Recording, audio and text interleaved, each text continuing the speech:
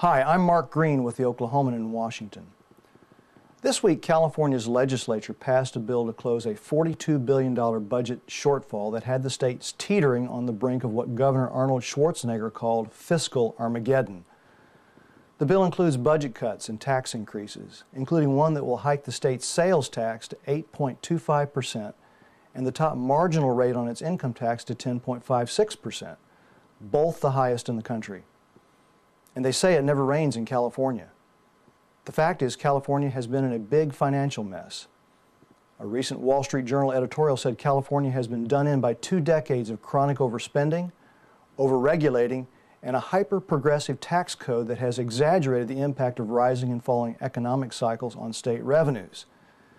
Well, that's pretty complicated. More simply, the state has been spending like there's no tomorrow. Spending rose to $145 billion in 2008, from $104 billion in 2003, an increase of almost 40% in just 5 years. California's credit rating is terrible. Its home foreclosure rate is awful, and its unemployment rate is above the national average. Certainly, California's recent fiscal problems are putting a stopper in the inflow of new residents. In fact, the state is losing population among non-immigrants. The American Legislative Exchange Council estimates about 1.3 million more non-immigrant Americans have left California than entered it over the past decade. Now that's interesting. I wonder where those people are going. Nevada? Arizona? Oklahoma perhaps? That would be a good study to see whether Californians were piling all their worldly possessions in their Ford Expeditions and Lincoln Navigators and driving east to Oklahoma, reversing a migratory phenomenon from the 1930s and 40s that saw so many Oklahomans head for California.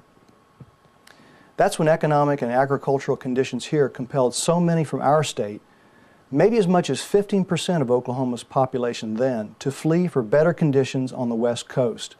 It was Tom Joad, the Grapes of Wrath, and all that stuff. Okie became a derogatory term. Now, conditions aren't the same.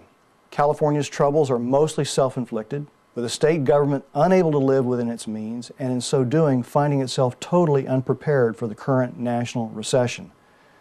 Still, it must be curious for people here with long memories to see the day when the land of milk and honey wasn't so great anymore, and people there would think about going somewhere else.